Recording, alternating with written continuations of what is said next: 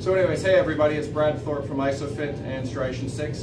One thing I want to do is help educate you guys on how to fire your glute muscle really effectively and really just utilizing a wall, right? So it's very, very effective because we normally do a squat, we do lunges, we do leg presses, and the occasional sort of hip thruster that we do to target our butt. But if you think about the direction of the fiber type, it basically goes from your sacrum down over to your femur, right? So it's angular, so sort of on an oblique angle. So what we're going to do is we're going to take 5 people and we're going to show them that hip extension is not the most effective way to train your glute. So here we have Dino here, right? So he's, what do you do, like jiu-jitsu sort of instructor-ish type guy, right? So what we're going to do is we're going to walk him through a single leg hip extension. Right, so basically just bring your heel up against the wall, so don't step too far back, right? And where do you feel that? You kind of feel that in your hamstring right away? Yep. Right, almost instantly?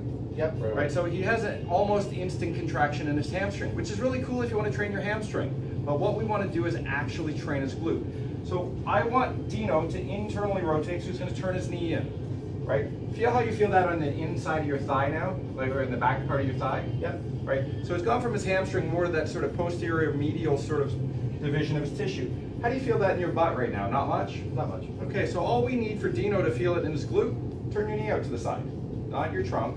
So keep his trunk. Just how you would turn that. What we're trying to do is get his body separate. Feel how you feel that in your glute? Yep. How quickly? Immediately. Right? So almost instant contraction of his glute. Right? So now what we'll do is we'll get rid of Dino. So we'll have Rachel come in. So Rachel's over here. So we're going to do the same thing. We're going to have Rachel just bring her left leg straight back, lock out the knee. So it's really important to keep the knee locked, or what's going to happen is you're going to pull in your hamstring into the equation. But feel how you feel that kind of right in your hamstring? Yep.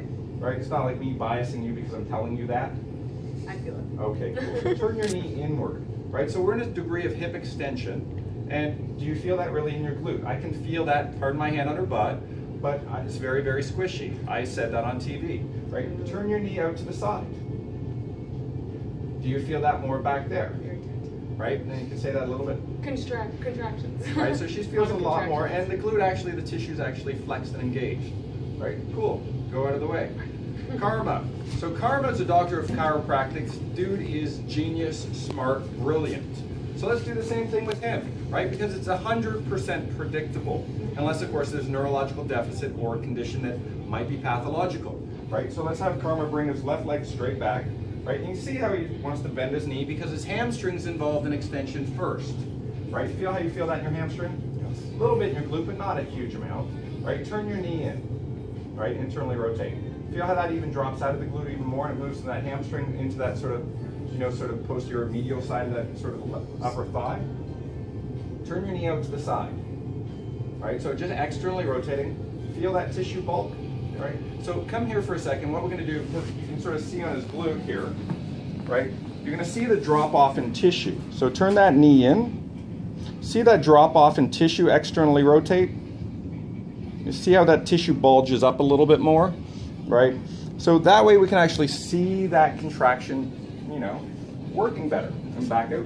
So here we have a former world-class cyclist, Darko. So he's going to come over here. He's going to make a cameo. He's had some hip replacements and basically destroyed his whole hip.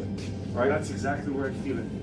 Right there, because it cut through my glute. Right that hot spot. That's my glute insertion. Right. So bring your left leg back. You're just going to come straight back. You're actually going to be. He's too far away from the wall right now, so step back a little bit. Actually, use your left side just for shits and giggles. Already. Right. Bring that back. See how everyone starts to bend their knee on extension. Lock your knee out. Tighten your quad. Right? Feel how you feel it there, right? Not so much in the glute. Like, he's a pretty in shape guy. He's probably got one of the best VO2 maxes ever tested in Canada. Right? Externally rotate that knee, right? Boom, right there. Correct?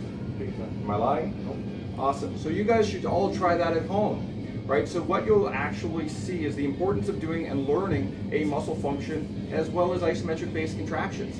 You can target stuff. Now it comes back to effort and time under tension. If you want like thicker, stronger glutes, maybe pull for 45 seconds to a minute at a high intensity, right? So it's, obviously make sure you don't have a dry wall. That sucks when, you put your foot through a wall.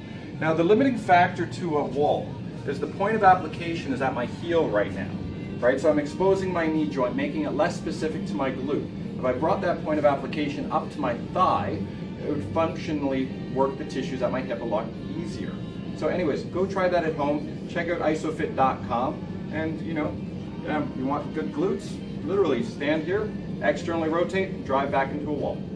Thanks.